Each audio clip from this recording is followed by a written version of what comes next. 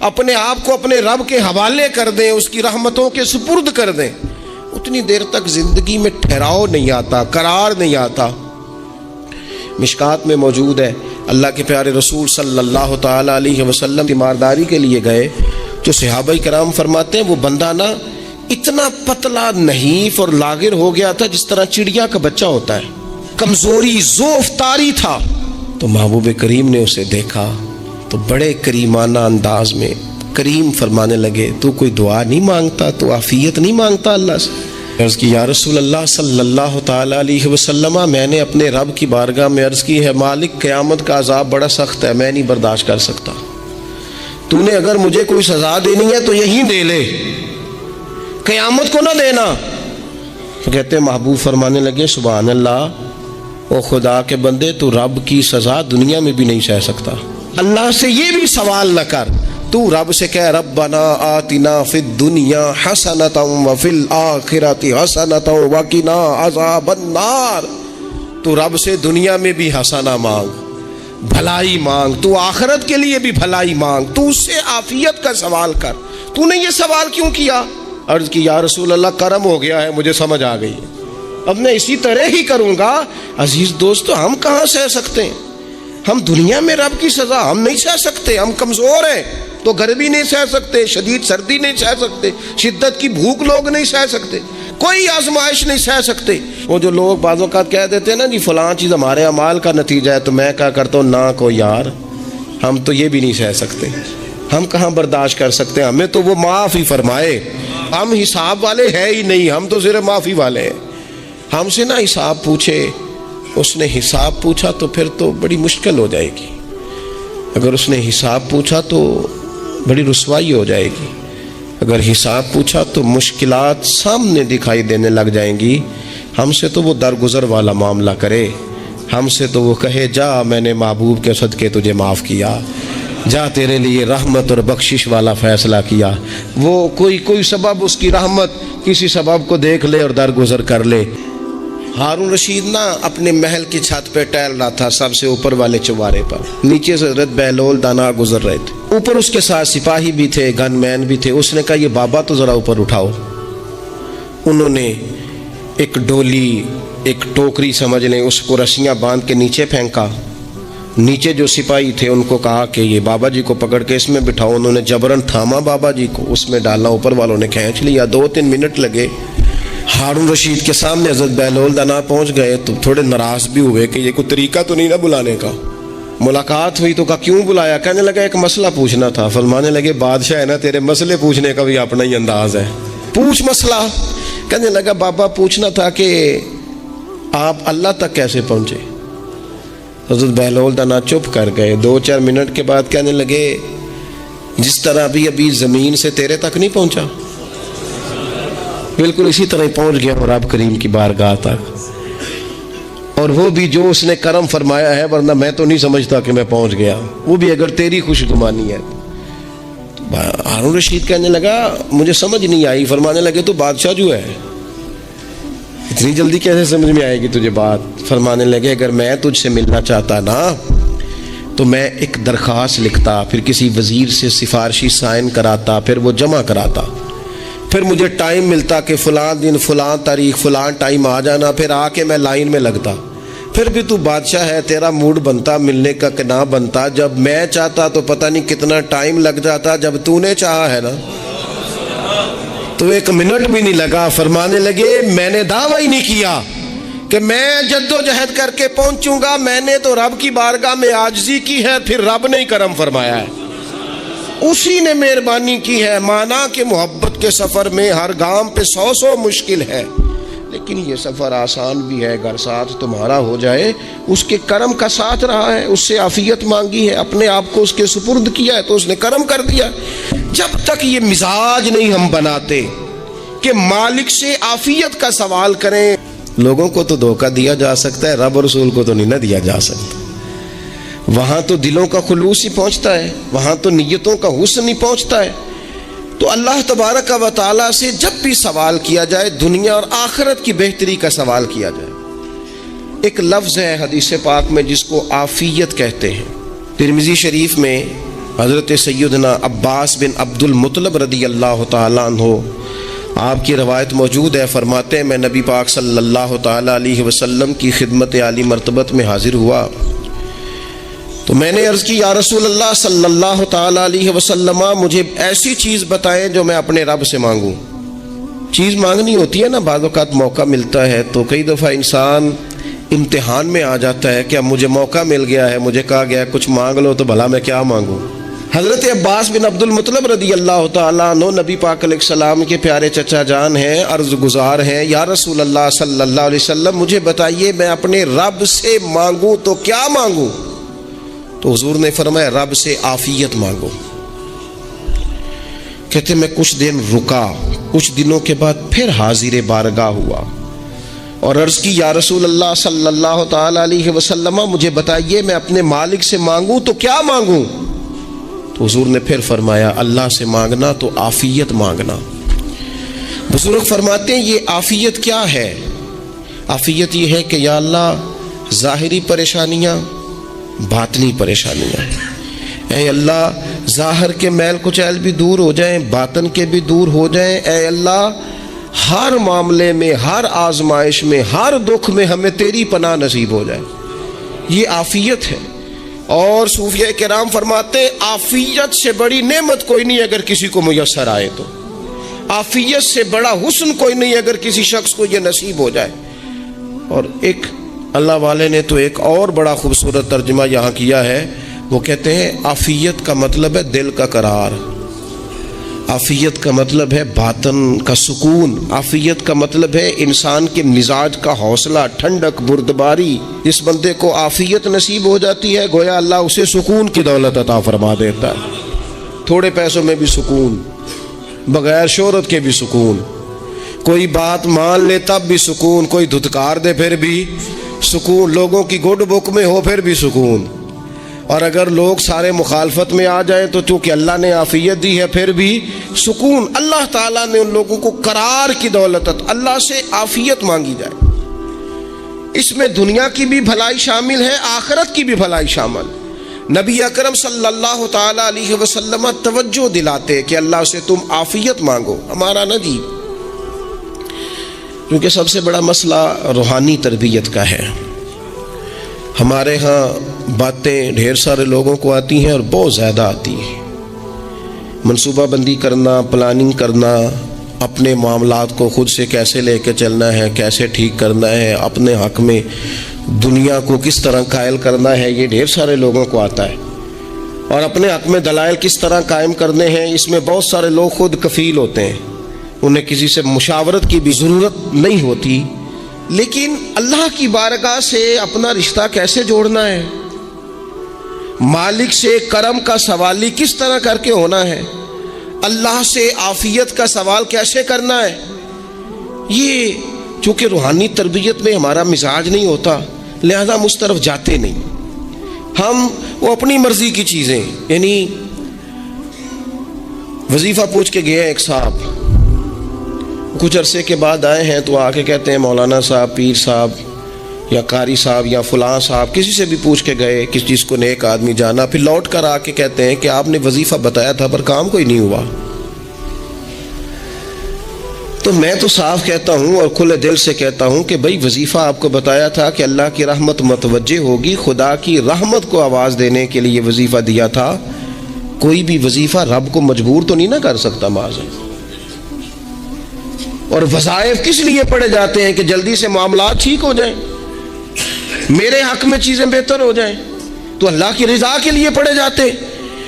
تو وظائف کو، عبادات کو، نوافل کو، تلاوت کو، درود پاک کو تو رضا الہی کا ذریعہ بنانا چاہیے، لیکن ہم چونکہ ایک پورا الجھاؤ رکھتے ہیں اپنی دنیا داری کے معاملات سیدھے کرنے، ایک پورا خیر رکھتے ہیں۔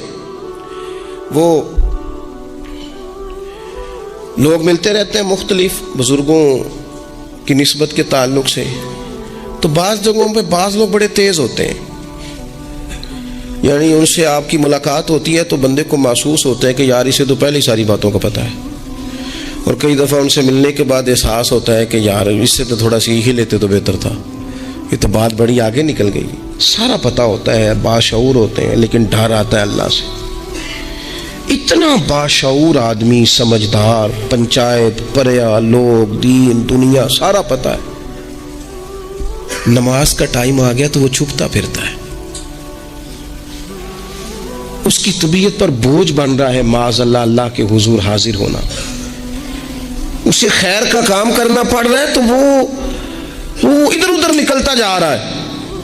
تو سوال یہ ہے کہ پھر یہ شعور کا کیا مطلب رکھا ہوا ہے ہم نے؟ پھر اللہ سے دعا کرنے کی ضرورت نہیں. حضرت عارف رومی رحمۃ اللہ تعالی علیہ فرمایا کرتے تھے بعض لوگوں کو رب سارا کچھ دیتا ہے, سجدے کی توفیق نہیں دیتا.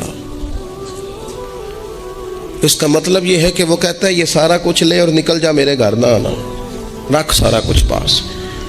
رب سے عافیت مانگی جائے, اس سے اس کا فضل مانگا جائے, اس سے اس کا کرم مانگا جائے. اللہ کے پیارے رسول صلی اللہ تعالی علیہ وآلہ وسلم اس عافیت مانگنے پر زور دیتے, توجہ دیتے. میں آپ کو صحیح بتاتا ہوں,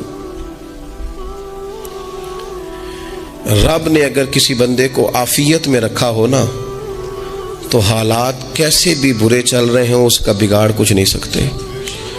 اور اللہ تعالیٰ معاف کرے, 100 دفعہ خاکم بدہن, اگر کسی وقت اس کے کرم کی نگاہ پھر جائے تو پھر سارے اسباب سمیت بھی انسان اپنے پیروں پہ کھڑا نہیں رہ سکتا.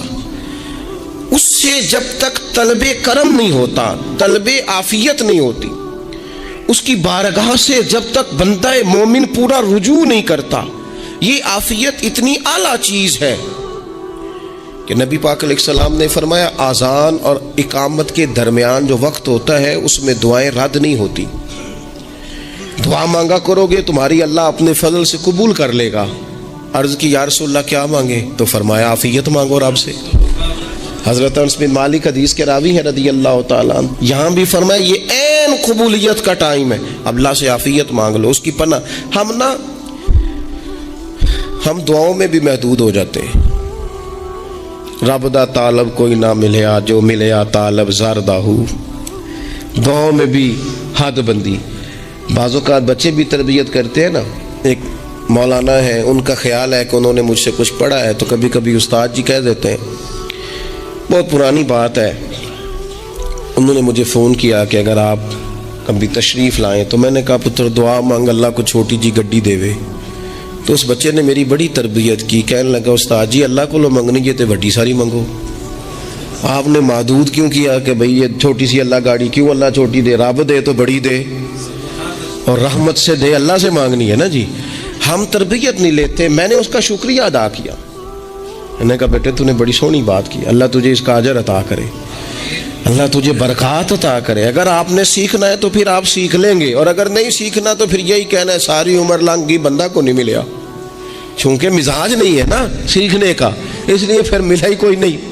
پھر ساری زندگی کو میسر ہی نہیں آیا, کسی نے نصیحت ہی نہیں کی, کوئی آنکھوں کو بھایا ہی نہیں. خود ہی بڑے سیانے تھے, خود ہی بہت بڑے تھے, اپنا قد ہی بڑا اونچا تھا, سب ٹھگنے چھوٹے اور کمزور اور بوڑے نظر آئے.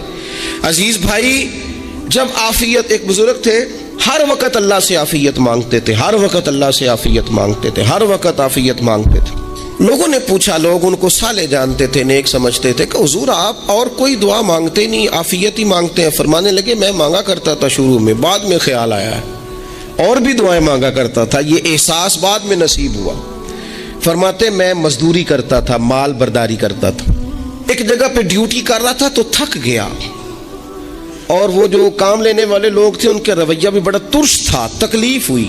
تو میں نے اپنے مالک کی بارگاہ میں عرض کی, مالک اگر 2 روٹی بغیر مجھے مشقت کے مل جائے دن میں تو تیری بارگاہ تو بڑی کریم ہے. کہتے ہیں میں نے یہ دعا مانگ لی. ذرا میں تھوڑا آگے بڑھا تو 2 بندے آپس میں لڑ رہے تھے, میں ان کی صلح کرانے کے لیے, انہیں بچانے کے لیے آگے بڑھا, تو میں جس کو چھڑا رہا تھا دوسرے نے میرے اوپر ضرب لگا دی, میرا بھی سر پھٹ گیا. تھوڑی دیر کے بعد وہاں پولیس آ گئی, وہ تینوں کو لڑنے والا سمجھ کے اٹھا کے لے گئے, مجھے جیل ہو گئی.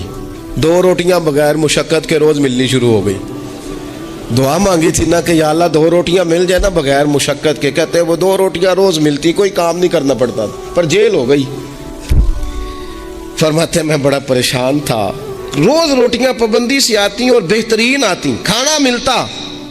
پھر کچھ عرصے کے بعد میں نے سوچا کہ یار یہ دعا تو قبول ہو گئی نا تیری، اب تو اگر اس پر کوئی الگ بات کرے گا تو وہ تو غلط کرے گا۔ کہتے پھر خود ہی میرے دل میں اللہ نے بات ڈالی اور میں نے عرض کی مالک 2 روٹیاں نہیں، مجھے تو عافیت چاہیے، مجھے تو عافیت دے، میرے اوپر تو کرم فرما، تو نظر رحمت کر، جے ایک قطرہ بخشے مینوں، جے ایک قطرہ بخشے مینوں تے کام بن جاندا ہی میرا، مہربانی کر، عافیت عطا کر۔ فرماتے پھر خدا نے کرم کیا، کہاں سے اسباب بنے میرے جیل سے چھوٹنے کے، کون کون میرے ضمانتی بنے اللہ ہی جانتا ہے۔ فرماتے ہیں دروازے بھی کھل گئے، رزق بھی ملتا ہے، صحت بھی میسر ہے، سجدہ بھی کر لیتا ہوں، سویرے تلاوت بھی کرتا ہوں، شام کو مدینے والے کی بارگاہ میں راج کے درود و سلام بھی عرض کرتا ہوں، میں ممکن ہوتا ہے تو کسی غریب کی داد رسی بھی کرتا ہوں۔ اب سمجھ آئی ہے ربنا آتنا فی الدنیا حسنۃ وفی الآخرۃ حسنۃ وقنا عذاب النار۔ اب سمجھ آئی ہے رب سے جب بھی مانگنا ہے عافیت ہی مانگنی ہے، اس سے کرم مانگ۔ ہم نے محدود دعائیں رکھی ہوئی ہیں، محدود، وہ جی فلانا کام میرا ہو جائے تو بھئی وہ ایک ہو گیا، اس کے بعد پھر نئی ٹینشن بن جائے گی، نہیں میں جی بچوں کی شادی کر لوں جی پھر میں فارغ ہوں۔ آپ شادی کر کے دیکھیں، لاگو پتہ جائے گا کیسے فارغ ہوتے ہیں۔ آپ یہاں رکتے کیوں ہیں؟ آپ خدا سے عافیت کیوں نہیں طلب کرتے؟ اس کی بارگاہ سے وہ کیوں نہیں مانگتے کہ جو ایک قطرہ ملے تو دنیا اور آخرت کے سارے کام ہو جائے؟ اس سے اس کی رحمت کا سوال کرے، اس سے اس کے کرم کا سوال کرے۔ اللہ کی بارگاہ میں بھی حاضر ہونا اور جچی تلی اور جناب ناپ تول کر اور محدود چیزوں کا سوال کرنا، مالک سے مانگے، اور وہ جب دیتا ہے تو دیتا بھی بے حساب ہی ہے، وہ جب عطا کرتا ہے تو کرم کے دروازے کھول کے عطا کرتا ہے، ورنہ تو ایک الجھن سے انسان نکلتا ہے دوسری میں الجھ جاتا ہے، ایک گتھی کو سلجھاتا ہے۔ پھر اقبال رو پڑے تھے، کہنے لگے میں عقل کی گتھیاں سلجھا چکا ہوں، یا رب مجھے صاحب جنوں کر دے، اللہ یہ بڑا میں نے ہیر پھیر دیکھ لیا، مجھے دیوانہ بنا، اب مجھے جنون ہو، اب میں کسی کے لیے رویا کروں، اب میں کسی کی یاد میں تڑپا کروں، اب میں رات کسی کے لیے میری آنکھیں بیدار رہیں، یہ بڑی ہو گئی دنیا داری، عقل کی گتھی حالانکہ نہیں سلجھتی، پر اقبال کہتے ہیں عقل کی گتھیاں سلجھا چکا ہوں، یا رب مجھے صاحب جنوں کر دے۔ اور پھر کہنے لگے بجھی عشق کی آگ اندھیر ہے، اب یہ مسلمان نہیں، یہ خاک کا ڈھیر ہے، تو مٹی بن کے رہ گیا، کیا کہاں اپنی ساری توجہات کا قبلہ کس چیز کو؟ میرے عزیزو اللہ سے عافیت۔ نبی پاک علیہ الصلوۃ والسلام نے ایک شخص سے پوچھا کیا دعا مانگ رہے ہو؟ تو اس نے کہا یا رسول اللہ میں اللہ کی بارگاہ میں صبر کا سوال کر رہا ہوں۔ تو حضور فرمانے لگے صبر تو مصیبت پر ہوتا ہے۔ یا رسول اللہ پھر کیا مانگوں؟ آپ ان جملوں اور لفظوں کی گہرائی کو سمجھیں، صبر کے لیے تو پہلے مصیبت آئے گی پھر صبر آئے گا، تو یا رسول اللہ کیا مانگوں؟ فرمایا تو رب سے عافیت مانگ۔ مانا کیا ہے؟ مصیبت آئے کیوں؟ اللہ تجھے اپنی حفاظت کے حصار میں لے لے، وہ وقت ہی کیوں آئے کہ جب تیری طبیعت الجھ جائے، جب تو پریشان ہو جائے، جب تو تو اللہ سے عافیت مانگنا۔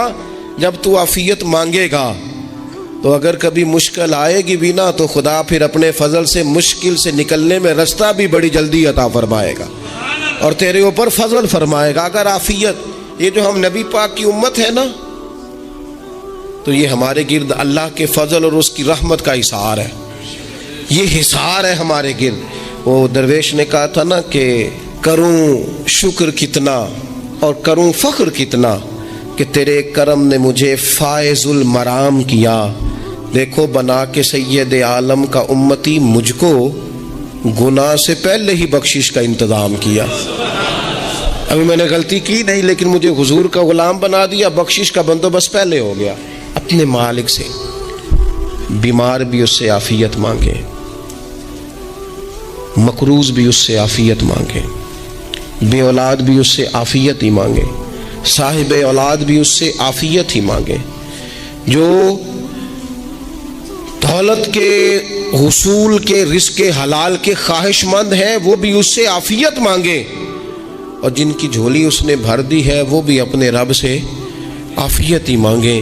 मालिक से जब सवाल करें, एक बुजुर्ग थे, उन्होंने तो अपनी अंगूठी में लिखवा लिया था कि या अल्लाह मुझे आफियत अता फरमा। तो जब भी देखता हूँ याद आ जाता है कि अल्लाह से आफियत मांगनी।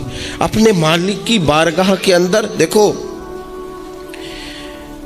मैंने देखा है, वो किसी ने कहा था कि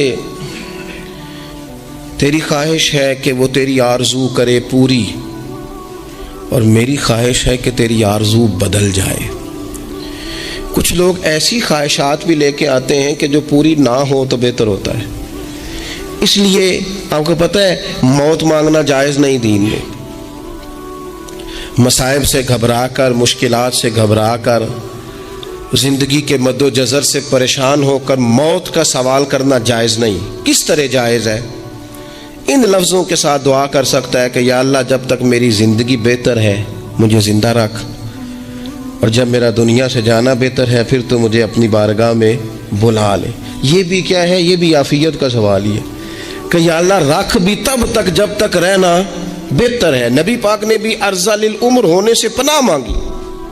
हमारा ये मिजाज बन गया है कि हम अपने हक में ऐसी चीज़ों का सवाल कर रहे होते हैं जो कई दफ़ा हमें मिल जाए तो हमारा नुकसान करें।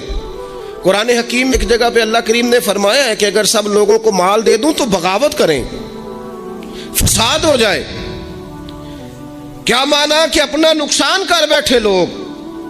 हम अपने मालिक की बारगाह में बाज़ ऐसी चीज़ों के सवाली हैं कि जो हमारे लिए ठीक नहीं है, हमें उसके कर्म पर छोड़ना है, उससे आफियत मांगनी। और बाज़ लोग, क्योंकि मैं कह चुका हूँ शुरू में कि हमारी दीनी रूहानी तरबियत नहीं होती और हम कहीं से बाकायदा असबाक लेने के कायल ही नहीं होते, पूरी तरबियत का हमारा मिजाज ही नहीं होता, अपनी अकल और अपना शऊर और अपने हिसाब से हम ज़िंदगी को बिताना चाहते हैं। और ये जो मेरा दौर है ये वैसे ही उलझा हुआ ज़माना है, इल्ला माशाअल्लाह। पता नहीं कोई क्या बोल रहा है, कोई क्या कह रहा है, ऐसे है जैसे को मेला लगा हुआ है और कान पड़ी आवाज़ सुनाई नहीं दे रही। जिसकी दुकान पर कोई ग्राहक नहीं वो भी कह रहा है लाइनें बना लो। ऐसा उलझा माहौल है और ऐसी आजमाइश है कि लोग बेचारे परेशान हैं। देखें, जब तरबियत के साथ इंसान आगे बढ़ता है ना, हमारे पास मुक्तदा है अल्लाह रसूल का कलाम, हमारा पेशवा है रब रसूल का फरमान। जब हम किताब व सुन्नत की रोशनी में आगे बढ़ते हैं तो फिर हमारे लिए मंजिल आसान भी होती है और करीब भी होती। फिर हमारे लिए आगे की तरफ सफ़र करना, आगे बढ़ जाना ये आसान होता है। आप गौर करें, जो लोग दुनिया में कामयाब रहे, भला किस तरह कामयाब रहे? उस तरह कामयाब रहे कि उन्होंने ना अपने रब से आफियत मांगी। अल्लाह ताला ने खुद ब खुद उनके लिए रास्ते बनाए। आप तारीख पढ़ेंगे बाज़ लोगों की तो लग नहीं रहा था कि वो इतनी कामयाबी हासिल करेंगे। देख लें आप, हज़रत गौसे आज़म जिलानी रदी अल्लाह ताला अन्हु बगदाद शरीफ तशरीफ़ लाते हैं तो उनकी कैफियत ये है कि पत्ते खा के गुजारा करना पड़ता है। यानी पीछे कोई ऐसा बैकग्राउंड, किसी का बनाया हुआ इदारा, कोई बड़ी खानकाह, कोई बड़े लंबे चौड़े वालिद साहब के मुरीदीन, कोई बड़ा लंबा सिलसिला नहीं मिल रहा। उनको बज़ाहिर पत्ते खा के गुजारा करना पड़ता है, लेकिन चूंकि वो निकले हैं अल्लाह की मदद के साथ, उन्हें अल्लाह ने ताईद दी है, फजल फरमाया है, तो नतीजा ये निकला है कि 70 हज़ार बंदा एक एक वक्त में तरबियत लेने के लिए उनके सामने मौजूद है। ये अल्लाह ने असबाब बनाए हैं, क्योंकि जब रब आफियत अता करता है तो फिर अल्लाह असबाब भी पैदा फरमाता है। हमारा ज़हन तो थक जाता है सियासत करते करते। हम तो जनाब पूरी तरतीब से, हमें सलीका आता है किस तरह करके किस बंदे को कैसे कायल करना। पूरे तौर पर हम वो सारी ज़िंदगी सियासत करते रहते हैं। वो ख़ानदानों में भी चलती है, गली मोहल्ले में भी चलती है, दोस्तों में भी चलती है, और बाद में पता चलता है कि ये पत्ते खेल कौन रहा था। असल में सुलह कराने वाला था कि लड़ाई कराने वाला था, ये सब का खैर खा था, यह सब की जहन के अंदर फतूर की आमेज़श ही इस शख्स की वजह से थी। हम चूँकि वो ख़ास आफियत अल्लाह से नहीं मांगते, हमारी मखसूस सियासत होती है सभी को राज़ी रखो, उसका नतीजा ये निकलता है कि एक टाइम आता है कोई भी राज़ी नहीं रहता। हम अगर अपने मालिक की तरफ रुझान करें और अल्लाह ने जो हमें शऊर दिया है उस शऊर को लेकर अल्लाह की बारगाह की तरफ बढ़ें। आप यकीन करें, आला हज़रत बरेलवी रहमतुल्लाह अलैह की किताबें हैं, एक एक किताब पर PhD हो रही है,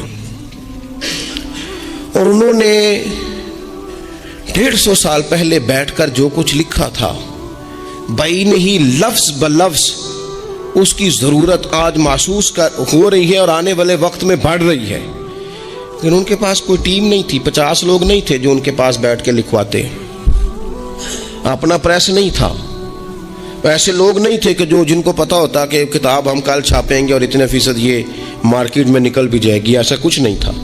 क्या था? अल्लाह की मदद साथ थी, ताईद ईज़वी साथ थी, अल्लाह ने अपनी आफियत में रखा था। कुरान मजीद की आयत का तर्जुमा करते हैं ना आला हज़रत, इहदिनस सिरातल मुस्तकीम, या अल्लाह हमें सीधी राह पे चला। बहुत सारे मुफस्सिरीन ने कहा ऐ अल्लाह हमें सीधा रास्ता दिखा। फरमाते हैं ऐ अल्लाह हमें सीधी राह पर चला। तो किसी ने कहा हुजूर ये चला और दिखा में क्या फ़र्क है? फरमाने लगे दिखाने का मतलब ये होता है कि किसी ने पूछा मैंने गुजरांवाला जाना है, तो दिखाना ये है कि उसे कहा यहाँ से बाहर निकलो, रोड पे चढ़ जाओ, सीधे जाओगे, एक पोल आएगा उसे क्रॉस करना, नीचे उतरना, वहाँ से शहर शुरू हो जाएगा। फिर उसने अगर कोई अंदरूनी जगह शहर की पूछ ली तो उसको कहा कि राइट हो जाना, फिर लेफ्ट हो जाना, फिर आगे किसी से मज़ीद। ये है रास्ता दिखाना और एक है चलाना। उसने कहा मैंने गुजरांवाला जाना है, तो उसने कहा साथ बैठना मेरी गाड़ी पे, जहाँ तूने जाना है मैं छोड़ के आता हूँ। ये रास्ते पे चलाना है, ये मकाम में तफक्कुर है। आप इस पर गौर फरमाएंगे। कहते हैं या अल्लाह तू हमें रास्ता दिखाएगा और दिखाता है, लेकिन चारों जानब शैतान भी तो बैठा है ना, फितने भी तो है ना। तो अगर तेरी रहमत साथ साथ रहे, माना कि मोहब्बत के सफ़र में हर गांव पे 100 मुश्किल है, लेकिन ये सफ़र आसान भी है अगर साथ तुम्हारा हो जाए। तो आज की पूरी गुफ्तगू में मैं आज आपको बड़ी ज़िम्मेदारी से ये गुजारिश कर रहा हूँ, अल्लाह से आफ़ियत मांगे, हर वक्त आफ़ियत मांगे। मेरी सालों से रूटीन है, मैं दुआ मांगता हूँ अल्लाहुम्मा इन्ना नस्अलुकल अफ़्वा वल आफ़ियत फ़िद्दीन वद्दुनिया वल आखिरा। और ये खामोश तबलीग होती रही, मैं मांगता रहा, कई बच्चों को वैसे याद हो गई। इसको याद कर लें, अल्लाह से आफ़ियत मांगे, दीन में, दुनिया में, आखिरत में। इसको अपना मिजाज बनाएं। कर्जा चढ़ गया, कर्जा सिर्फ मेहमानों को खाना खिलाने का ही था। तो एक दिन सारे ही कर्ज खा के बैठ के कहने लगा बाबा पैसे देंगे तो जाएंगे, पैसे रख। सब झगड़ा कर रहे हैं। तो हजरत सादी कहते हैं वो मुतालबा कर रहे हैं पैसे दो और मुझे टेंशन है, इनको खिलाया पिलाया कुछ नहीं। थोड़ी देर गुजरी तो एक बच्चा आ गया कुछ बेचता बेचता, उसने आके कहा नौजवान ने कि जनाब मैं मजमा देखते हैं तो बाज़ लोग बेचने वाले आ जाते हैं। उसने वो चीज़ बेचने के लिए सामने की तो कहने लगा लेनी है, तो हजरत फरमाने लगे मेरे मेहमानों को दे दो, खा लें। उन्होंने दे दी। अब वो कहने लगा पैसे, तो हजरत बड़े परेशान हुए, कहने लगे बेटा आप भी बैठ जाएं, ये भी सारे पैसे लेने ही आए हैं, इनको मिलेंगे आपको भी मिल जाएंगे। तो वो नौजवान रो पड़ा।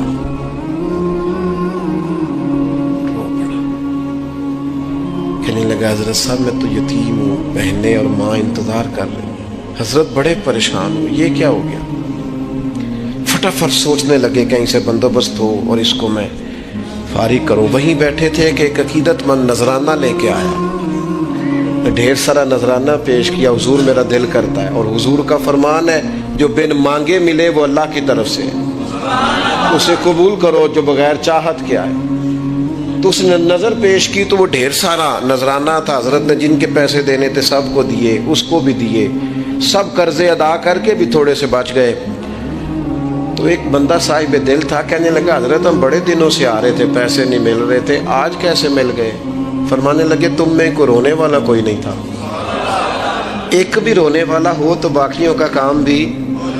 सुनो ना, हदीस है बहकी शरीफ में, हजरत हैसम बिन मालिक रदी अल्लाह ताला अन्हु फरमाते हैं नबी पाक अलैहिस्सलाम खुतबा दे रहे थे, तकरीर फरमा रहे थे, हुजूर की बातें दिलों के मैल कुचैल उतारती चली जा रही। फरमाते एक शख्स नबी पाक अलैहिस्सलाम के सामने बैठकर हुजूर की गुफ्तगू सुन रहे थे, वो रो पड़े। सारी गुफ्तगू छोड़ के नबी पाक सल्लल्लाहु ताला अलैहि वसल्लम की तवज्जो उस शख्स की तरफ हो गई। हुआ क्या है, वो तकरीर सुनते, बात सुनते बस रो पड़े। तो नबी पाक अलैहिस्सलाम फरमाने लगे आज अगर वो सारे मोमिन भी यहाँ मौजूद होते जिनके गुनाह पहाड़ों के बराबर वजनी होते, تو اس ایک بندے کے رونے کی وجہ سے اللہ سب کی بخشش فرما دیتا. اور نبی پاک علیہ الصلوۃ والسلام فرمانے لگے یہ رویا ہے تو اس کے رونے پر فرشتے بھی روئے ہیں. اور فرشتے دعا کر رہے ہیں کہ اے اللہ یہ جو نہیں روتے نا ان کے حق میں ان کی سفارش قبول کر لے جو تیری بارگاہ میں روتے ہیں. جو تیرے حضور عرض گزار ہوتے ہیں ان کی سفارش قبول کر لے، ان کے حق میں قبول کر. کسی شخص کو کوئی گہرا صدمہ اگر پہنچتا ہے، اس کے کسی قریبی کا انتقال ہو جاتا ہے یا وہ کسی آزمائش کا شکار ہو جاتا ہے اور اس کے آنسو نہیں نکلتے تو لوگ کہتے ہیں یہ بیمار ہو جائے گا. اگر یہ رو نہیں رہا تو یہ شدید ذہنی دباؤ کا شکار ہو جائے گا. انسان روتا ہے، آنسو نکل آتے ہیں تو اس کی طبیعت سے بہت ساری چیزیں، بہت سارا بوجھ ہٹ جاتا ہے. رونا اللہ تعالیٰ نے انسانی فطرت کا تقاضا بنایا ہے کہ جس طرح وہ خوش ہوتا ہے، ہنستا ہے، تو اس کے چہرے سے وہ چیزیں آشکار ہوتی ہیں. تو اسی طرح جب وہ رو پڑتا ہے اور آنسو اس کے رخساروں سے چھلک آتے ہیں تو یہ اس کے غم کا اظہار ہوتا ہے. ہمارا یہ مسئلہ ہے کہ روتے بہت زیادہ ہیں لوگ اور کثیر تعداد میں آنسو بہاتے ہیں، لیکن منظر تکلیف کا یہ ہے کہ بندے بندوں کے لیے روتے ہیں، بندے دولت کے لیے روتے ہیں، اقتدار کے لیے روتے ہیں، من چاہی زندگی کے لیے روتے ہیں، بندے حصول زر کے لیے روتے ہیں. ہمیں کہا گیا تھا رو، لیکن رونا اللہ رسول کے لیے. ایک تو بندوں کے لیے نہیں رونا اور ایک بندوں کے سامنے نہیں رونا. رونا ہے تو اللہ کے لیے، اس کے محبوب کی محبت کے لیے، اور چونکہ یہ معاملہ ہی اللہ رسول کے ساتھ ہے تو پھر بندوں کے سامنے کیا رونا. جب ان کے لیے رونا ہے تو پھر ان کی بارگاہ میں رونا ہے. ہم اس معاشرے میں آج آنکھیں کھولتے ہیں اور دیکھتے ہیں تو اس معاشرے کا ایک بہت بڑا مسئلہ غیر سنجیدگی ہے، ہنسنا ہے اور غیر سنجیدہ ہنسنا ہے. مزاح سے ہٹ کر آگے نکل کر دل لگی سے آگے جا کر ہم مذاق کے عادی ہو گئے، اور مذاق بھی اس طرح کا کہ ہم دوسروں کی توہین کرتے ہیں، ہم دوسروں کو اذیت پہنچاتے ہیں، دوسروں کی کسی چیز کا ذکر کر کے اس کا مذاق بناتے ہیں. قرآن مجید سورہ توبہ میں ارشاد فرماتا ہے فَلْيَضْحَكُوا قَلِيلًا وَلْيَبْكُوا كَثِيرًا. فرمایا انہیں چاہیے تھا کہ تھوڑا ہنستے، وَلْيَبْكُوا كَثِيرًا اور زیادہ روتے. چاہیے تھا کہ ہنسنا کم کرتے، رونا زیادہ کرتے، لیکن ہمارے ہاں بات بات پہ ہنسنا، مذاق بنانا، مذاق اڑانا. نتیجہ کیا ہے؟ حضور علیہ السلام نے فرمایا بہت زیادہ ہنسنا دلوں کو مردہ کرتا ہے. انسان روئے، اس کے آنسو نکلے اللہ کے لیے، اس کے محبوب کی محبت کے لیے. نبی پاک صلی اللہ تعالی علیہ وسلم نے فرمایا، بخاری شریف میں صحیح درجے کی روایت ہے، کریم فرماتے ہیں اگر تم وہ جان لیتے نا جو میں جانتا ہوں، اگر تمہیں اس کا علم ہوتا نا جس کا مجھے علم ہے، تو فرمایا تم رویا کرتے، تمہاری کیفیات اور ہو جاتی. بعض اوقات کچھ لوگ غیر سنجیدگی کا مظاہرہ کرتے ہیں، ہنستے ہیں، شغل بناتے ہیں.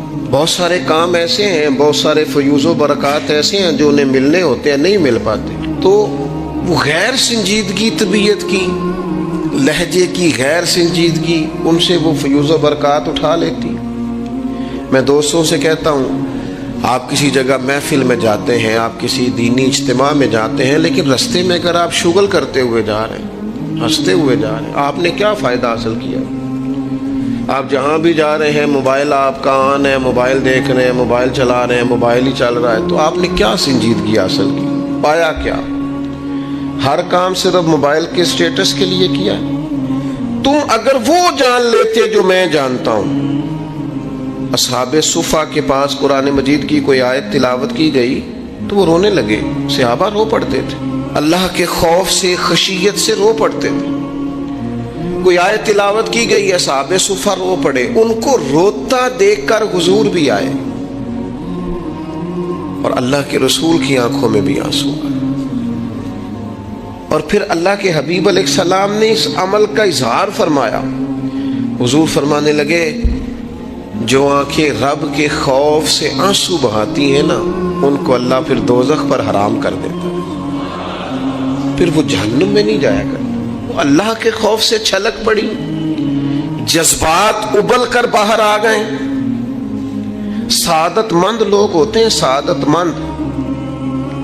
نبی پاک علیہ السلام نے فرمایا، ترمذی میں موجود ہے، حضور فرماتے ہیں 3 باتیں خوش بختی کی علامت ہیں۔ یا رسول اللہ صلی اللہ تعالی علیہ وسلم کون سی؟ تو ایک تو حضور نے فرمایا اللہ سے ڈرو، اور دوسرا فرمایا بلا وجہ اپنے گھر سے نہ نکلو، اور تیسرا فرمایا اپنے گناہوں پر رویا کرو۔ اگر تمہیں رونا آ جاتا ہے تو یہ سعادت مندی ہے تمہارے لیے۔ مجھے کچھ دوست کہتے ہیں مجھے غصہ بڑا آتا ہے، تو میں کہتا ہوں مجھے بھی بڑا آتا ہے، بڑا آتا ہے، لیکن اپنے گناہوں پر آتا ہے، اپنی غلطیوں پر آتا ہے۔ مجھے زندگی میں جتنا غصہ آیا ہے اپنی کوتاہیوں پر آیا، جہاں جہاں مجھ سے سستیاں ہوئی ہیں مجھے ان پر غصہ آتا ہے۔ اور جب اپنے آپ پر غصے سے فارغ ہوں گے تو کسی اور پر بھی کر لیں گے۔ ابھی تو ڈھونڈتا پھرتا ہوں اے اقبال اپنے آپ کو، آپ ہی گویا مسافر، آپ ہی منزل ہوں میں۔ میرے عزیز، اگر انسان کو یہ سعادت مندی نصیب ہو جائے، وہ کبھی اپنے مالک کے خوف سے رو پڑے، کبھی اس کی محبت میں رو پڑے۔ مجھے بتائیں نا، بچہ جب رو ہی پڑتا ہے تو پھر اماں سارے کام چھوڑ کے متوجہ ہو جاتی۔ لوگ کہتے ہیں وہ میرے پاس آیا تھا تو بس رو ہی پڑا تھا، تو پھر میں کیا کرتا؟ وہ رو ہی پڑا ہے تو معاملہ ختم ہو گیا۔ بچے کی شدید غلطی پر اسے ڈانٹا تھا پر وہ رو پڑا، نرم ہو گیا دل ماں کا، باپ کا، چچا کا، بڑوں کا، چونکہ وہ رو پڑا ہے۔ عزیز بھائی، جب تو بھی رب کی بارگاہ میں رو ہی پڑے گا نا، جب تو اس کی خشیت سے ٹوٹ ہی جائے گا نا، جب اس کے حضور آ کے عرض کرے گا نا مالک میں کہاں جاؤں تیری بارگاہ میں نہ ہوں، کہاں جاؤں؟ اعلیٰ حضرت بریلوی رحمۃ اللہ علیہ کے والد تھے، بڑے درد سے دعا کرتے تھے، لوگ ان سے دعائیں کرایا کرتے تھے، اور عجیب سے نا دعا کے اندر محو ہو جاتے تھے۔ اپنے لفظوں میں بات کروں تو بڑی کھوب کے دعا کرتے سن۔ بعض بندے رٹیاں رٹائیاں دعاواں کرتے، بس وہ ٹھیک ہے، ہاتھ اٹھا دیے جو مولانا صاحب کہیں گے ہم بھی، وہ بڑے محو ہو کے دعا کرتے تھے۔ تو کسی نے ان سے کہا حضرت اتنی للہیت سے اور اتنی محویت سے اور اتنے ذوق سے دعا کیسے؟ فرمانے لگے میں نے اپنی بیوی سے طریقہ سیکھا ہے۔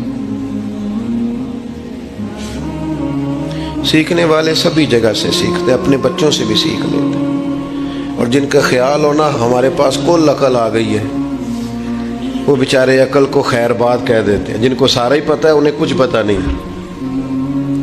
کہتے بیوی سے سیکھا ہے دعا مانگنے کا طریقہ۔ حضرت وہ کیسے؟ فرمانے لگے اسے کوئی کام تھا مجھ سے، کوئی گھر کا خرچہ تھا، اس نے بتایا خرچہ، میں نے اسے کہا ابھی میرے پاس پیسے نہیں ہیں، آتے ہیں تو دوں گا۔ 2-4 دنوں کے بعد پھر اس نے کہا، میں نے کہا تھا گھر کے خرچے کے لیے کچھ پیسے، تو فرماتے ہیں میں نے کہا ابھی میرے پاس نہیں ہے، آتا ہوں تو دے دو۔ عورتوں کی عادت ہوتی ہے بار بار یاد کرانا، کہتے اس نے پھر یاد کرایا، وہ میں نے گزارش کی تھی کچھ پیسے چاہیے، فرماتے مجھے غصہ آ گیا۔ میں نے کہا تم کیا روز ایک ہی بات کرتی ہے، تجھے کہا ہے نا ابھی پیسے نہیں ہیں، آتے ہیں تو دے دوں گا۔ ہر روز یاد کرانے کا کیا مطلب ہے؟ ایک ہی بات کا رٹا لگایا، پیسے چاہیے، پیسے ٹھیک ہے، خرچ ہے، آپ ٹھیک کہہ رہے، پر ابھی نہیں میرے پاس۔ کہتے میں نے ڈانٹ دیا۔ سعادت مند خاتون تھی، حوصلے سے ڈانٹ برداشت کی۔ تو کہنے لگی غلطی ہو گئی، مجھے نہیں بار بار کہنا چاہیے تھا، آپ تو ناراض ہی ہو گئے، لیکن ایک بات یہ کہنی تھی کہ آپ ہی میرے شوہر ہیں، میں آپ سے نہ کہوں تو پھر کس سے جا کے کہوں؟ آپ سے ہی کہنا ہے نا، میں نے، آپ ہے نا میرے سر کے تاج، تو کس سے اور کہوں؟ میں اور کسی سے کہوں؟ شیخ فرماتے ہیں میرے ہاتھ میں کچھ چیز تھی، ہاتھ کانپا، وہ چیز گری، چھم چھم میرے آنسو ٹپکے، چھم چھم میں رو پڑا۔ تو خاتون کہنے لگی آپ کیوں روئے، کیا ہوا؟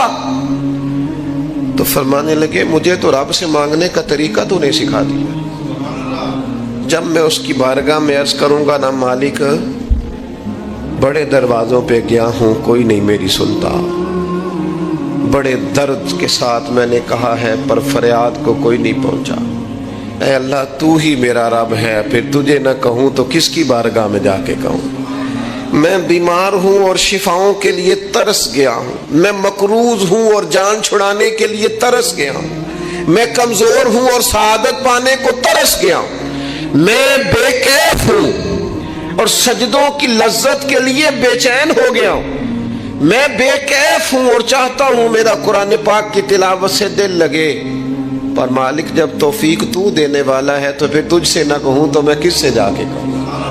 نبی پاک صلی اللہ تعالی علیہ وسلم نے فرمایا دو آنکھیں دوزخ میں نہیں جائیں گی۔ یا رسول اللہ صلی اللہ علیہ وسلم اتنا کرم، وہ دو آنکھیں کون سی ہیں؟ فرمایا ایک وہ جو اللہ کی راہ میں رات جاگتی رہی، کسی سرحد پر پہرا دیا، کوئی ڈیوٹی کی، کوئی خدمت کی، راہ خدا میں جو آنکھیں بیدار رہی راہ خدا میں، دوزخ میں نہیں جائیں گی۔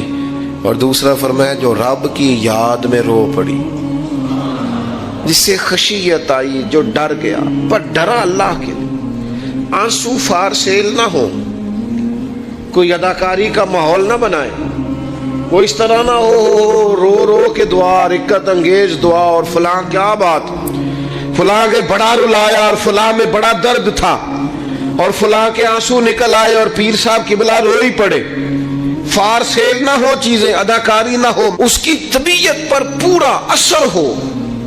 اور جب خشیت کے ساتھ وجود کانپتا ہے، وہ کسی نے کہا تھا کہ آنسو قربت کا سبب ہوتے ہیں،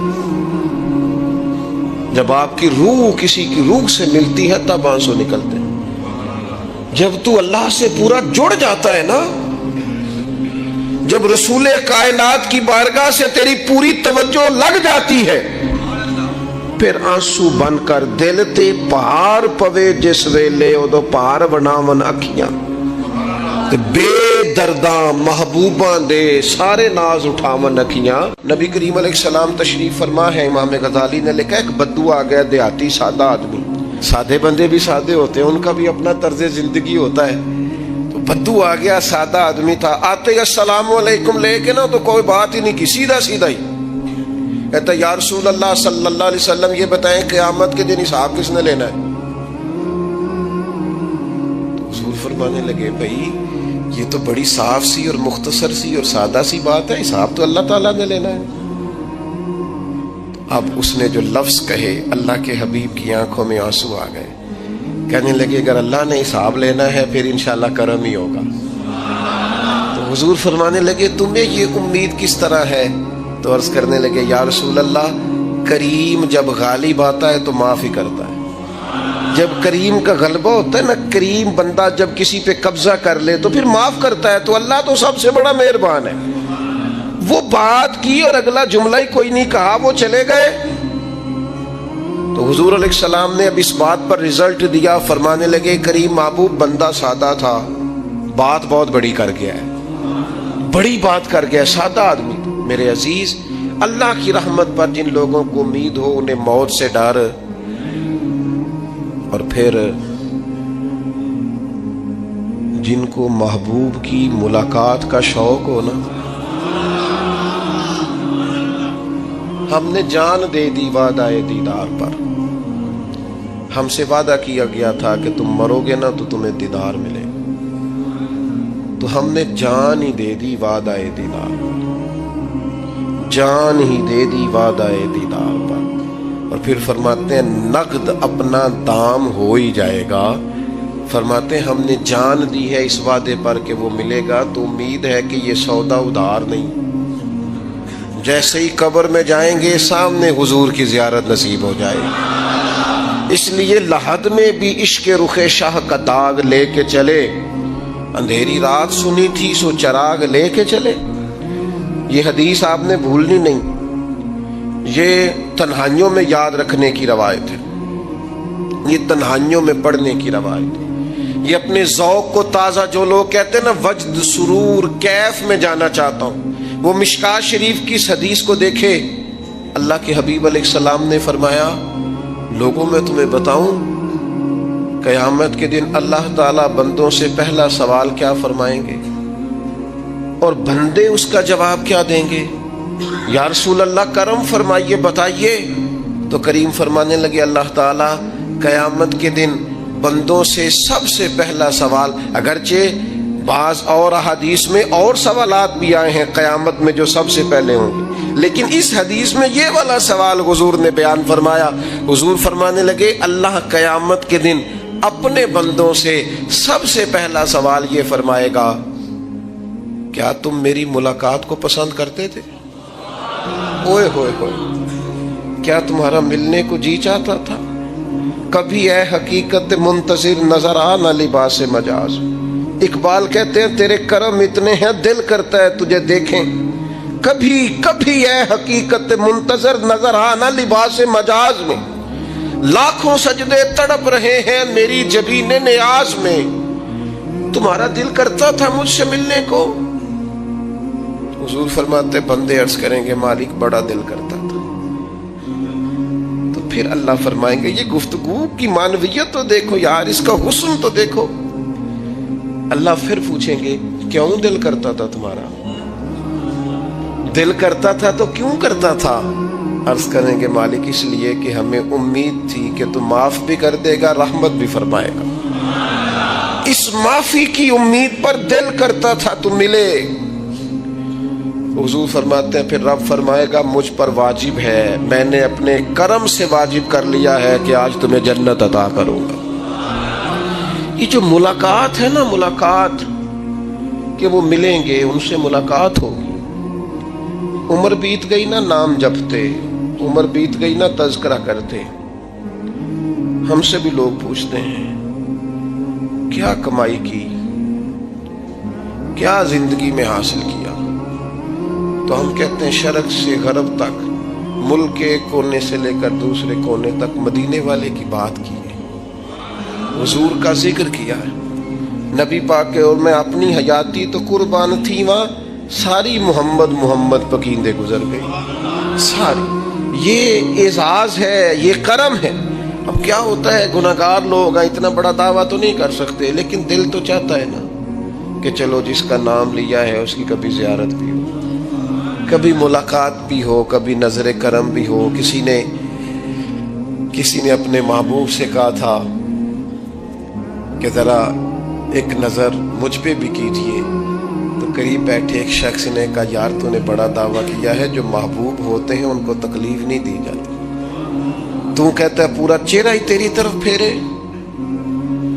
تو پھر اس نے اس درویش سے پوچھا کہ میں بھلا پھر کیا کروں، میرا دل تو میرا بھی کرتا ہے نا. چلو یہ تو آپ کی بات ٹھیک ہے کہ اب میں محبوب سے کہوں کہ اتنی تکلیف کرے کہ میری طرف پورا رخ پھیرے تو ٹھیک نہیں. تو پھر بتائیں میں کیا کروں؟ تو اس نے کہا ان راہوں میں کھڑا ہو جا جن راہوں کی طرف وہ کریم دیکھتا ہے. چلو اسی با کردار کو دیکھتے دیکھتے بیچ میں تیرے اوپر بھی نظر، مجھ پہ محشر میں نصیر ان کی نظر پڑ ہی گئی. مجھ پہ محشر میں نصیر ان کی نظر، اوئے ہوئے اللہ کرے آپ کو بھی وہ لطف آئے جو مجھے آ رہا. کہتے مجھ پہ محشر میں نصیر ان کی نظر. یہ انتہائی عاجزی ہے کہنے والے کی. اس نے بالکل اپنے آپ کو ختم کر کے کہا کہ میں قابل تو نہیں تھا اور میں پھر تکلیف دیتا کہ میری طرف دیکھیں اسپیشل میرے لیے وقت نکالیں. پر کرم یہ ہوا کہ مجھ پہ محشر میں نصیر ان کی نظر پڑ ہی گئی. کہنے والے اسے کہتے ہیں خدا کا کرنا.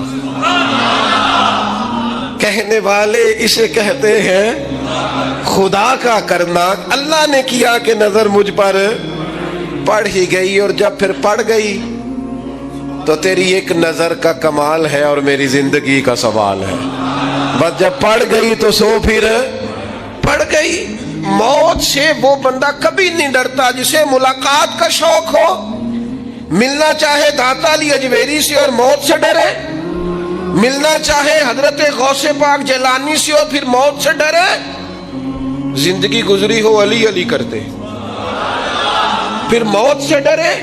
عمر بھر سیدنا عثمان غنی کی سخاوت کی بات کی ہو اور پھر جنت میں جا کے ان سے ملنے کا شوق پیدا نہ کرے.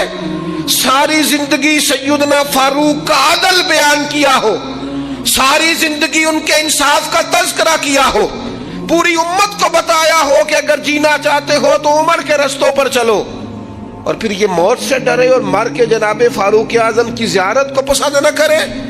جسے صدیق کی وفائیں یاد ہو, جنہیں جناب ابو بکر صدیق کا عشق یاد ہو, وہ پھر ان کی زیارت نہ کرنا چاہے اور ساری عمر حضور کی نعت پڑھی ہو. مانا نہیں آتا تھا پھر بھی کہا بلغ العلا بکمالہ کشف الدجا بجمالہ حسنت جمیع خصالہ صلو علیہ والہ سے نہیں ترجمہ آتا تھا, پر جب بھی کو پڑھتا تھا یہ بھی جھومتا تھا مولا یا صلی وسلم دائما. میں آپ کو بتاتا ہوں, توتلا آدمی, توتلا اور دیوانہ مجذوب بیچارہ, سمجھ نہیں, توتلا بولنا بھی ٹھیک نہیں آتا. مجھے نماز کا سلام پھرا تو وہ جلدی آ گئے, وہ ایک مجذوب آدمی تھے, سادے تھے, تو سلام لی تو کرنے لگے میں گل کرنی سی.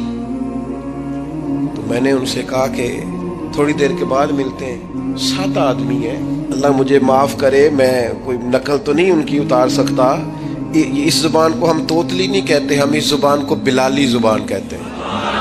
یہ بڑی خوبصورت زبان ہوتی ہے. یہ جو توتلے لب و لہجے ہوتے ہیں نا, وہ جب بچہ پوری طور پہ اماں نہیں کہہ سکتا, توتلا ہوتا ہے, تو کوئی مزہ آتا ہے اماں کو اماں کہلوانے میں. جب وہ پوری طور پر باپ کو بابا نہیں کہہ سکتا اور توتلا ہوتا ہے تو کوئی مزہ آتا ہے کہنے میں. وہ جب دادی نانی دادا کہتا ہے تو دادے کا دل کرتا ہے یہ 100 بار کہے, چونکہ اسے کہنا نہیں نہ آتا. لیکن اس توتلاہٹ میں جو اس کو لطف آتا ہے. مجھے بڑے لوگ آ کے شعر سناتے ہیں, میں نے بڑے خوشگلو نعت خانوں سے زندگی میں سنا ہے. وہ صاحب میرے پاس آئے اور میں نے کہا بعد میں ملیں گے. تو سادہ آدمی ہے, مجذوب ہے, پورا شعور نہیں رکھتا. مجھے کہنے لگا مصطفیٰ جان رحمت کے بعد, مصطفیٰ جان رحمت پہ لاکھوں سلام کے بعد, یعنی مانا یہ تھا کہ سلام کے بعد. تو اب بڑے بڑے سریلے بندوں سے بھی بندہ سنتا ہے, میرا دل کرے. اور میں نے جان بوجھ کے ان سے کہا دوبارہ کیا جائے ذرا, کیونکہ توتلے تھے نا. میں نے کہا تو کہنے لگے مصطفیٰ جان رحمت پہ لاکھوں سلام کے بعد. او میرے عزیز یاد رکھو, ساری زندگی حضور کی نعتیں پڑھی, نبی پاک کے تذکرے سنے, اب موت سے ڈر جائیں. حالانکہ موت تو ایک پل ہے, پل سے گزریں گے تو سامنے اللہ کا دیدار بھی ہوگا, مدینے والے کی زیارت بھی نصیب ہوگی. تو زیارت ہوگی اور ہر نظر کانپ اٹھے کہ محشر کے دن خوف سے ہر کلیجہ دہل جائے گا. اوڑھ کر کالا جبہ وہ آ جائیں گے اور سارے محشر کا نقشہ بدل جائے گا. یہ موت کا خوف نکالنے والی چیزیں ہیں, ڈر. اچھا مجھے ایک بات بتائیں, یہ میں امید کی بات کرنے لگا ہوں. چلیں اب یہ بات تو مشکل ہے پر کرنی پڑے گی, مجبوری ہے. کبھی کبھی ابا جی سے مار بھی پڑ جاتی ہے بندے کو, گھر میں وہ 2-4 لگ بھی جاتی ہیں. تو اس وقت نا جو سب سے بڑا سہارا کسی کو نصیب ہوتا ہے وہ یہ ہوتا ہے کہ اللہ کرے اماں گھر میں موجود ہو. اور میں نے دیہاتوں میں کئی مائیں ایسی دیکھی ہیں جو بیٹے کے حصوں کی مار کھاتی ہیں. ابا نے ڈنڈا لے لیا ہے بیٹے کی غلطی پہ, اب اماں بیچاری سامنے ہو گئی ہے, 2-4 اس نے بھی کھا لی. یہ بات آپ سمجھیں, موت کا خوف نکالنے کے مفہوم میں بات عرض کر رہا ہوں. اماں موجود ہونا گھر میں تو ابا سختی بھی کرنے لگے تو کسی وقت احساس ہوتا ہے کہ جناب یہ سختی نہیں ہوگی کیونکہ میری اماں, اور اماں پوری وکیل بن جاتی ہے, کہنی تو نہیں پتا وہ ہو گئی غلطی, وہ فلانے دے منڈے نے خراب کیتا ہے, حالانکہ ہو سکتا ہے اس نے اس کو بھی خراب کیا ہو. لیکن وہ اماں وکیل ہے، وہ وکالت کر رہی ہے اور وہ بے لوث کر رہی ہے. ہوتا ہے ایسے. اس بات کو سمجھ لے اچھے طور پر. موت کا خوف نہیں، ڈر نہیں، اس لیے کہ گھر میں ماں موجود ہو تو باپ کا ڈر نہیں ہوتا. تو قبر حشر میں تو رسول کریم موجود ہے، وہاں تو نبی کریم موجود ہے، وہاں تو اللہ کریم اپنی رحمت فرمائے گا بندوں پر. اس لیے خوف نہیں، پینک نہیں. اپنی غلطیوں کا احساس ضرور کریں، اپنے اعمال پر توجہ ضرور دیں، لیکن موت کے خوف تلے دبتے نہ جائیں. انشاءاللہ صبح قیامت کرم ہوگا. میرے نبی پاک علیہ الصلوۃ والسلام نے تو فرمایا ہے بس ہم نے ایمان کامل لے کے جانا ہے دنیا میں. حضور نے فرمایا ہے جس طرح 14ویں رات کا چاند چمکتا ہے اس طرح میرے غلاموں کے چہرے چمکیں گے قیامت کے. اللہ کے رسول صلی اللہ علیہ وسلم فرماتے ہیں جسم کے جن جن حصوں پر وضو کا پانی لگتا رہا وہ قیامت میں چمکیں گے. دور سے لوگ ان کا نور دیکھیں گے، پتہ چلے گا وہ محمد عربی کے غلام آ رہے ہیں. یہ کرم ہوگا صبح قیامت، یہ عطائیں ہوں گی. اس لیے مومن موت سے ڈرتا. سیدنا بلال حبشی رضی اللہ تعالیٰ عنہ، آخری وقت ہے، نزع کا عالم طاری ہے. اور یہ گفتگو دیکھیں غلاموں کی. آپ کی اہلیہ رو پڑی، کہنے لگی ہائے ہائے افسوس. حضرت بلال فرمانے لگے کیا ہوا؟ کہنے لگی افسوس ہے کہ آپ دنیا سے جا رہے ہیں. تو حضرت بلال نے مضمون ہی بدل دیا، سوچ کا زاویہ ہی بدل دیا. فرمانے لگے یہ افسوس کا مقام نہیں، یہ تو خوشی کا مقام ہے. اس لیے کہ میری آج آنکھیں بند ہوں گی، قبر میں کھلیں گی، مدینے والے محبوب سے بھی ملوں گا، حضور کے غلاموں سے بھی ملوں گا صلی اللہ تعالی علیہ وسلم. تو موت تو مقام مسرت ہے، اور اگر یہ مل جائے زندگی میں. ایک بدو ایمان لے آئے، ابن ماجہ میں موجود ہے. حضرت ابو ہریرہ رضی اللہ تعالیٰ عنہ حدیث کے راوی ہیں، فرماتے ہیں ایک بدو ایمان لائے اور انہوں نے حضور علیہ السلام کے ساتھ ہجرت بھی کی. ابن ماجہ میں موجود ہے. تو نبی پاک علیہ السلام نے انہیں ایک صحابی کے ساتھ کر دیا. وہ ان کے کام کاج میں مصروف ہو گئے ان کے ساتھ. تو حضور علیہ السلام نے ایک جگہ سے مال غنیمت آیا. تو طریقہ مبارکہ یہ تھا کہ مال غنیمت میں سب کو حصہ دیا جاتا تھا. اگرچہ وہ جہاد پہ نہیں گئے لیکن حضور نے انہیں بھی حصہ دیا. تو وہ صحابی تو رو پڑے. عرض کرنے لگے حضور میں اس کے لیے تو ایمان نہیں لایا تھا. حضور نے فرمایا پھر بتائیے. گرچہ حضور جانتے ہیں کس لیے لائے تھے. عرض کی حضور میں تو اس لیے ایمان لایا تھا کہ میں رب کی راہ میں لڑوں گا اور میں اپنی جان پیش کروں گا. میں شہادت کے لیے ایمان لایا تھا، مجھے یہ مال دولت نہیں چاہیے. تھوڑی ہی دیر گزری کہ ایک اور مارکے کا اعلان ہو گیا، جنگ کا اعلان ہو گیا. حضور نے فرمایا چلو. وہ گئے اور چند ہی لمحے گزرے کہ وہ میدان میں اترے اور پھر شہید ہو گئے. صحابہ کرام ان کی مقدس لاش مبارک کو اٹھا کے محبوب کے قدموں میں لائے. تو نبی کریم نے کیا خوبصورت بات ارشاد فرمائی. حضور فرمانے لگے دیکھو اس نے اللہ کی تصدیق کی ہے تو رب نے بھی اس کی تصدیق فرما دی. اور پھر یہ دو جملے محبوب کہتے کہتے اٹھے اور پھر حضور نے اپنا جبہ مبارک اتارا اور اتار کے فرمایا اس بندے کو اس جبے میں کفن دے دو، اس میں اسے کفن دو، اس لیے کہ تو شہادت کے لیے ایمان لایا. موت کی آنکھوں میں آنکھیں ڈال کے جیا، اپنی زندگی کمزور نہ گزارے. مسلمانوں پہ کافر کا روب طاری ہو گیا ہے. ایک تو ہوتا ہے نا کہ کوئی مدد کرنا، کوئی آگے بڑھنا، فلسطین کا نام تک نہیں لے رہے حکمران زبان سے، ذکر تک نہیں کر رہے، چینل ذکر نہیں کر رہے. اتنا روب، اتنا کفر کا خوف، صرف اس لیے کہ ہمیں موت کا ڈر ہے. مر جائیں گے تو بستر پہ نہیں مریں گے، بیماریوں سے نہیں مر جاتے لوگ. خدا کے بندو اپنی زندگی میں اتنا خوف اگر موت کا پیدا کر لو گے. حضرت سعید ابن جبیر رضی اللہ تعالیٰ عنہ بہت بڑے فقیہ تھے. حجاج بن یوسف نے بلایا اور کہنے لگا میں تمہیں موت دینے لگا ہوں، مار دوں گا تمہیں. بڑا ظالم آدمی تھا، بڑے لوگ اس نے قتل کیے تھے. حضرت سعید رضی اللہ تعالیٰ عنہ مسکرا پڑے اور غصے میں آیا. کہنے لگا کیوں ہنستے ہو؟ فرمانے لگے تو بڑا بیوقوف ہے، تجھے کس نے کہا زندگی اور موت تیرے ہاتھ میں. یہ تو تب آئے گی جب میرا رب چاہے گا. کہنے لگا لے جاؤ ان کو اور جا کے قتل کر دو. تو وہ جب جلاد لے جا رہے تھے تو آپ اور کھل کے مسکرائے, ہنسے. یہ آپ کی طاقت ہے کہ موت کو دیکھ کے مسکراہٹ ہو, لبوں پہ تبسم رقصہ ہو, مسکرائے. جب آپ مسکرا رہے تھے تو اس کو اور غصہ آیا, واپس بلایا. کہنے لگا مسکراتے کیوں ہو؟ فرمانے لگے تیری جرت پہ مسکرا رہا ہوں, اور اس بات پہ مسکرا رہا ہوں کہ رب کتنا بے نیاز ہے, تیرے جیسے لوگوں کو بھی مہلت دے رکھی ہے. کتنا بے نیاز ہے, تیرے جیسے لوگوں کو مہلت. اور غصے, کہنے لگا میرے سامنے قتل کرو. حضرت سعید ابن جبیر رضی اللہ تعالیٰ عنہ نے منہ کعبے کی طرف کر کے پڑھنا شروع کیا, انی وجہت وجہی للذی فطر السماوات والارض حنیفا وما انا من المشرکین. آپ یہ پڑھ رہے تھے تو کہنے لگا اس کا منہ کعبے سے پھیر دو.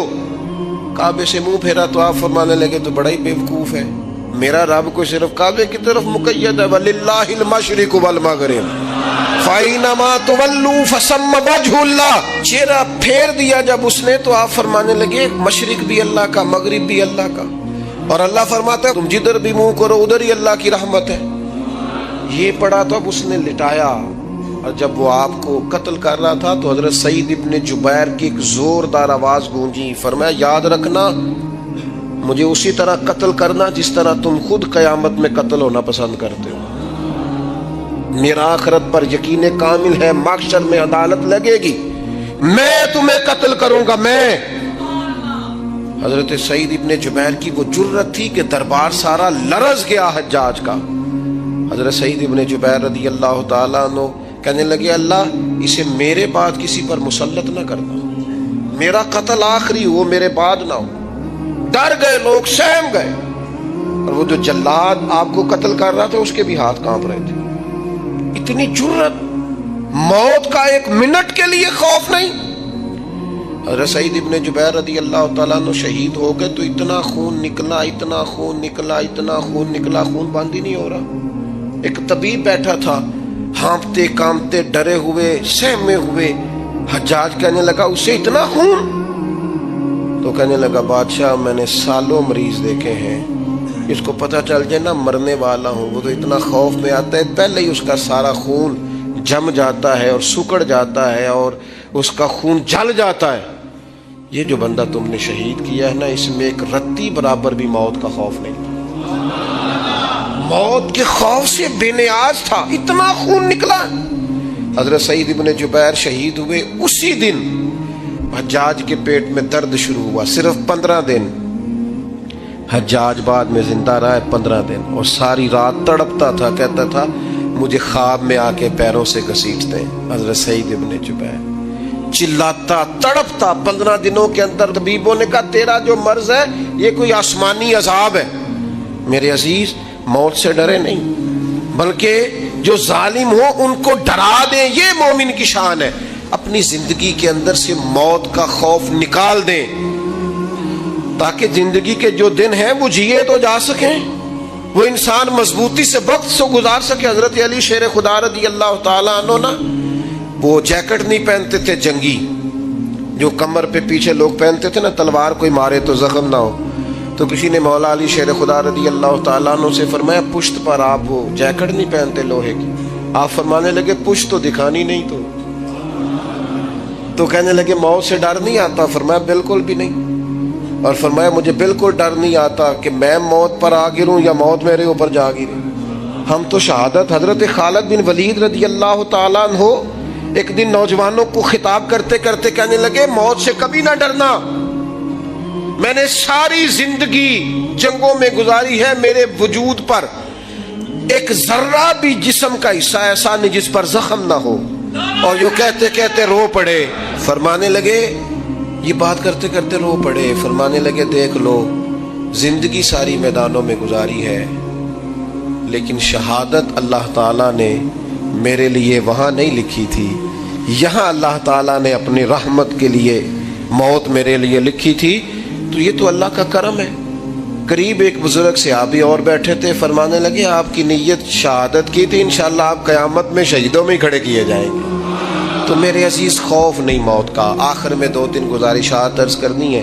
ایک تو میری آپ سے گزارش ہے، جنہوں نے ابھی تک قرآن مجید کی تلاوت شروع نہیں کی، وہ ابھی سے، آج سے 10 منٹ ٹائم ہو تو مسجد میں بیٹھ کے ایک رکوع پڑھ کے جائیں، قرآن مجید نہیں چھوڑنا۔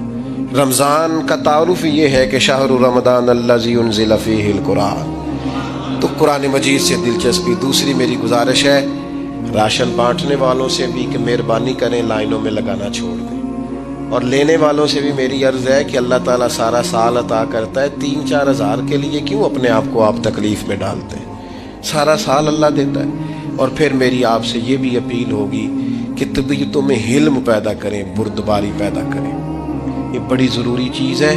مثبت سوچیں لائیں، روزہ ہماری تربیت کرتا ہے۔ اور پھر آپ سے یہ بھی اپیل کروں گا، رمضان شریف کی مقدس گھڑیوں میں صرف اپنے لیے نہیں سوچیں، امت کے لیے سوچیں، بالخصوص فلسطین کے مسلمانوں کے لیے۔ کم از کم دعا مومن کا ہتھیار ہے، وہ تو جم کے کریں اللہ کے حضور۔